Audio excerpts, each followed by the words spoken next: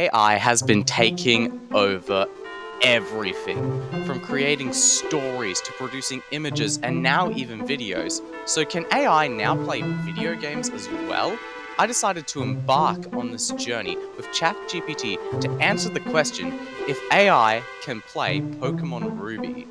For this journey, ChatGPT will do various things, such as choose what strategies we'll do, such as switching in Pokemon, when to attack, what moves should we use to attack, when to heal, when should we go to the Pokemon Center, as well as where should we go, along with the nicknaming things. To begin, ChatGPT decided the name that we would have for this entire journey was Kai.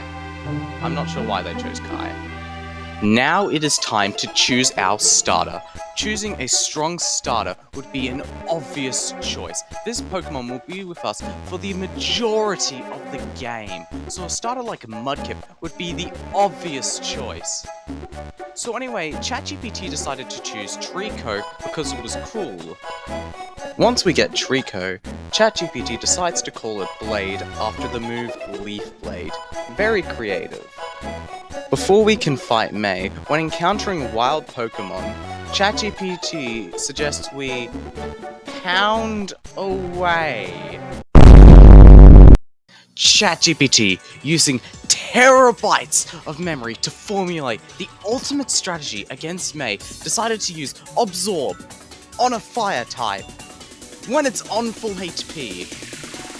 Yeah, I don't know what ChatGPT was thinking there. We won the battle, but come on, ChatGPT. Once we got Pokeballs, we then caught a Wurmple, called it Silky, and a Zigzagoon and called it Ziggy. Now, before I finish the video, I'm going to show you two battles that ChatGPT had to navigate. As we go to give the divorce papers to our father, we are forced to babysit his friend's son, while Doe, I think his name is? Anyway, once we finish doing that, we try and hand the divorce papers again. However, we have to fight these guys called the gym leaders? I think he's just trying to avoid getting divorced, to be honest. He can't run away from this forever. As we go through Petalburg Woods, we have to protect this random guy who's apparently very important from the evil, most nefarious team of all time, IGN.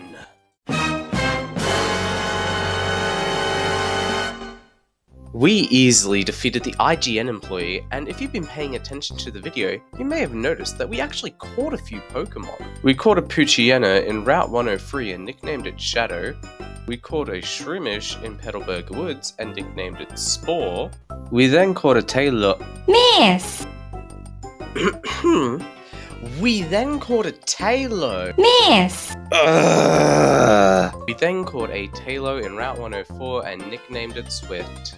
Now, as we progress through the game, it's becoming apparent that ChatGPT knows absolutely nothing. It's telling me to go catch Marill in Route 4, even though you can only capture it in Emerald, and for some reason, when we actually arrived at the Roxanne battle, it thought we had a Marill despite me never telling ChatGPT that we caught one.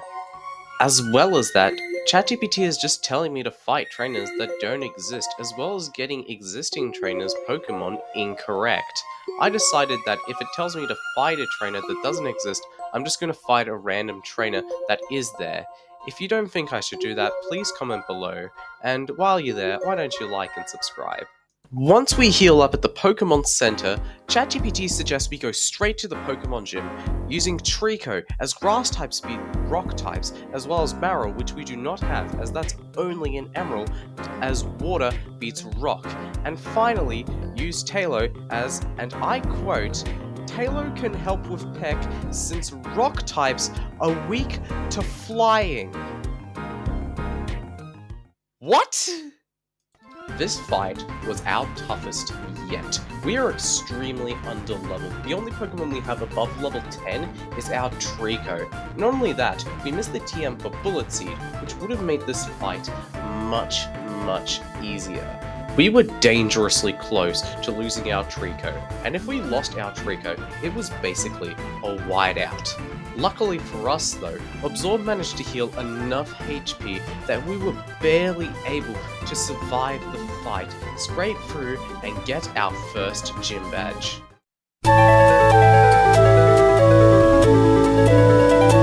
After we beat Roxanne, ChatGPT directs us to go save Mr. Briny's beloved Pico while training up our Taylor and Shroomish for the upcoming Brawly fight. We catch ourselves a Whismer and defeat the IGN employee. Yeah, I'm not repeating that bit. Once we beat him, we head to Dooford Town.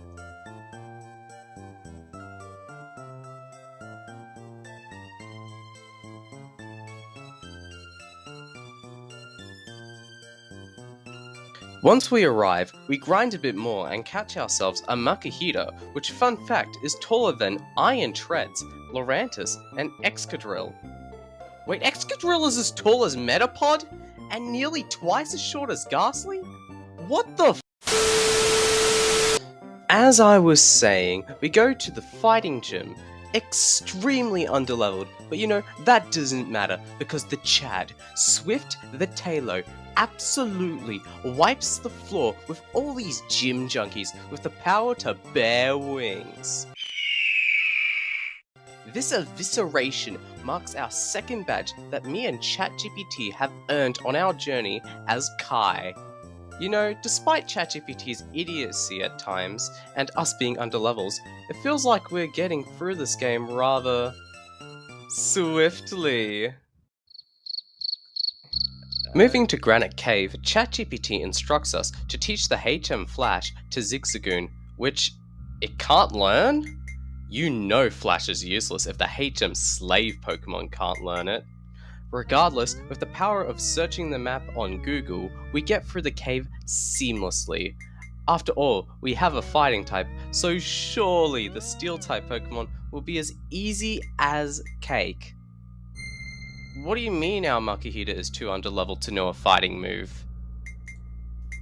After many long battles and catching an Aaron, we meet up with Steven and head over to Slayport using our one-time TMs of Steel Wing and Rock Tomb on Talo and Aaron respectively. But before we can enter, ChatGPT makes sure we grind up everyone except our underleveled starter, Trico. Geez, poor Blade. Then directed us to complete the Soda Pop side quest. Once we do so, we enter Slayport. Kai, 君の哀れなポケモンでは勝ち目はない。私の電気タイプが君を粉砕するだろう。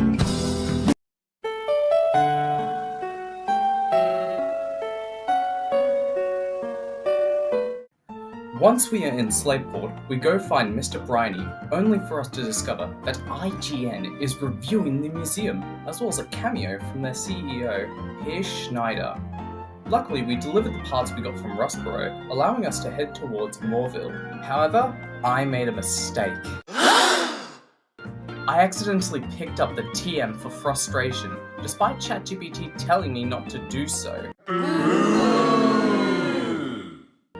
So I decided that if I get something ChatGPT doesn't tell me to get, I cannot use it. On our way to Watson, we catch an Electrike named Volt and replaced our Makahita, a decision that makes our chances of beating Watson so much worse. Sure, Electrike was an electric type and resisted their moves. However, the biggest benefit it can offer is it not being paralyzed, a feature electric types get in Generation 6. Not to mention, Makahito was our only Pokemon who was able to effectively counter Steel types with its stab fighting moves, as Aaron does absolutely nothing with Mud Slap. This could have been avoided as well, as we have Echo the Deadweight Whismer that's level 5! I think the worst part is that ChatGPT is convinced Steel types are weak to Steel types, but actually both Electric and Steel types resist Steel types. Oh my goodness, we're so cooked. Despite this idiotic move by ChatGPT, we press on to face the common roadblock in these games, the second May fight. ChatGPT told us to enter the fight with Aaron against Maze Whalmer, and we quickly switched to Spore the Shroomish to deal abysmal damage against Whalmer, which dealt a great amount of damage on us. Then comes out the scariest part of the entire battle, the combustion. Chicken jockey! One thing I noticed is that our team is very weak against both fire and fighting, and it wasn't long before our entire team started to get swept. However, we managed to paralyze the behemoth while lowering its defense with our new Electrike, pulling its weight before fainting. Luckily, the Chad, Swift the Tailo, comes through and sweeps the rest of May's team with ease, with even ChatGPT acknowledging how Chad he is. However, this fight made it clear that we were vastly underleveled. Our highest level Pokemon matched May's lowest level Pokemon, and our Trico was still unevolved. So ChatGPT instructed us to grind, leading us to evolving Blade to Grovyle and leveling up Titan the Aaron to a much more appropriate level. Once we finish grinding, we have to fight Wallace? Yeah, I still don't remember his name. We beat him so fast that there was practically no fight anyway, so he must be an unremarkable character. We make our way through to Watson's gym and reach the man himself. And oh my god, it was hard. It took us 6 attempts for us to beat us due to our terrible, underleveled team mixed with the worst luck at crucial times. Let me run you through his team. First was the Magnemite. The only Pokemon we had to properly counter it was Aaron, where in the early attempts couldn't two-shot it, where if Magnemite decided, it could also two-shot us with Thundershock. In order for this to be a serious attempt, we would need to beat it without Aaron dying. Then it was Voltorb, with its high speed stat and the rest of my team at low HP. It could quickly weaken my team before we were able to stand a chance against Magneton. Not to mention, it also had Self-Destruct, a move which crushed Attempt 5 for getting rid of my Shroomish too early. Finally was Watson's ace, the Magneton.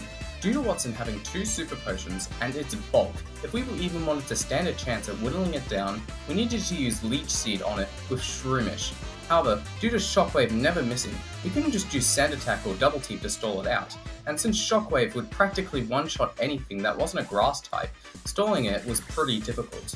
Which is surprising as we could have beat it on our first attempt if I didn't misclick on Tackle and use Stun Spore to potentially paralyze it. After grinding twice and ChatGPT coming to their senses by switching the deadweight Whismur with Makahita, we started our 6th attempt, and it seemed pretty good luck-wise. We two-shot the Magnemite with it missing an attack, guaranteeing Aaron doesn't immediately get killed by Voltorb. Although we don't get insane accuracy luck, I decide to manipulate Watson's battle AI with Grovyle. When Watson sees a kill with a move, it will go for that move. If it sees a kill with multiple moves, it will choose one randomly. Now a majority of my Pokemon die to an electric move, however Grovyle and Shroomish do not, though Shroomish is essential to beat the Magneton, so I have to sack the Grovyle here, despite it being a good staller. By getting Grovyle's HP to a level that is low, Voltorb is forced to use Self-Destruct, but not low enough to use Sonic Boom. Finally, we have the Magneton, also known as the Run Ender. Leech Seed is practically required for this fight, and Paralysis is a major help. For this run, Spore the Shroomish managed to get off both before it perishes. Then we send out Electro. In order to get big damage on this bulky beast, we aim to use Leer as much as possible.